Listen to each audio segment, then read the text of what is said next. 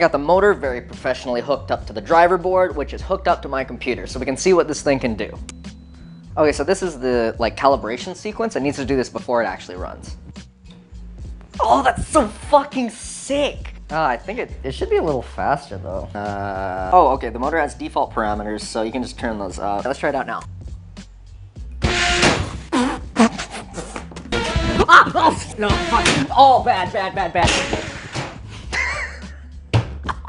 That's good, that's fast. Give me 1 second. Okay, you just stand right there.